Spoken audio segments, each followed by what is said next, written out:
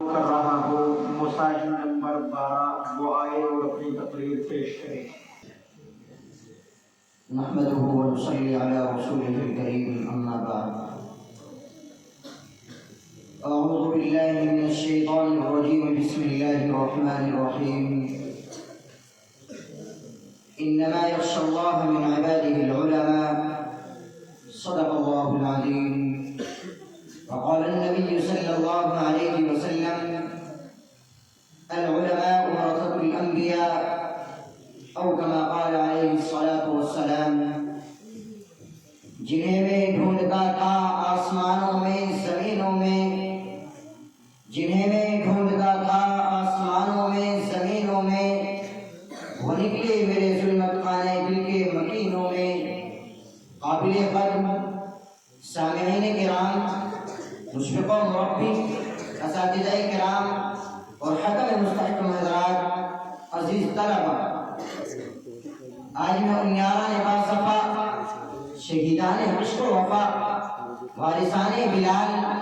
اور شام نبی کے تذکرے کی سعادت حاصل کر رہا ہوں، جن کا قلب و جگر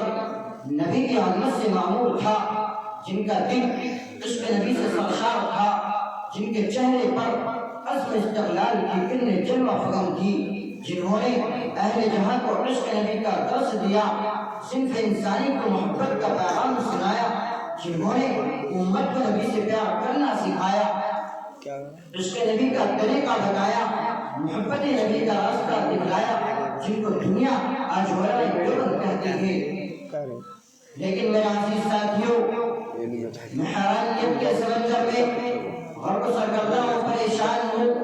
کہ اس قریب وقت میں ایسے عالم الشان وسیع و بسیط موضوع پر اس طرح لفظائی کروں جس کا غیروں میں بھی کوئی الفاظ میں اعتراف کیا ہے، ان کے کن کن گوشوں کو ان کے سبا پر لاؤں، ان کی کن کن خوبیوں کو بیان کروں اور ان کی کن کن خصوصیات کو نظر انداز کر دوں، ان کے عشق نبی کے واقعات شیئر کراؤں یا ان کے مجاہدانہ کردار کی روداد سناؤں۔ عشق نبی سے سرشار جناب حضرت مولانا قاسم نانوتوی رحمۃ اللہ علیہ کے سفر خطی وطن کشی کروں یا روضہ اطہر پر حضرت مولانا حسین محمد مدنی کی توصی حدیث کی جھلک دکھاؤں یا عشق نبی سے بیدار حضرت مولانا رشید احمد صاحب تھنگوئی کے دل کا تذکرہ کروں یا جنگ آزادی کے موقع پر علماء دیوبند کے عشق نبی کی تعریف بتاؤں، کیا کیا بتاؤں اور کہاں تک بتا سکتا ہوں۔ خدایا جاؤ اگر تم سے ہو سکے تو علماء دیوبند کے عشق نبی کی داستہ تاریخ کے اوراق سے پوچھو، مکہ کی گلیوں سے پوچھو، مدینے کے ریگستانوں سے پوچھو، بالاکوٹ کی پہاڑیوں سے پوچھو، مالٹا کے قدخانوں سے پوچھو۔ یہ سب تمہیں علماء دیوبند کے عشق نبی کے نغمے سنائیں گے، جنہوں نے عشق نبی کی خاطر اپنی جان جعفری کے حوالے کر دی۔ حق تو یہ ہے کہ اگر سرزمین دیوبند پر علماء دیوبند کی شکل میں احسان خدا نہ ہوتا تو ہمیں عشق نبی کا طریقہ معلوم نہ ہوتا، اگر علماء دیوبند نہ ہوتے تو ہمیں نبی سے پیار کرنا نہ آتا، اگر علماء دیوبند نہ ہوتے تو ہمیں نبی کو اپنے سینوں میں بسانا نہ آتا۔ سامعین باطن کی جناب حضرت مولانا قاسم نانوتوی رحمۃ اللہ علیہ کی ہستی سے کون ناواقف ہے؟ انہیں کون نہیں جانتا جو علماء دیوبند کے سب سے بڑے لیڈر، سب سے بڑے قائد اور سب سے بڑے رہنما ہیں۔ جب بیت اللہ حج کرنے کے لیے جاتے ہیں، مدینے کے قریب پہنچتے ہیں،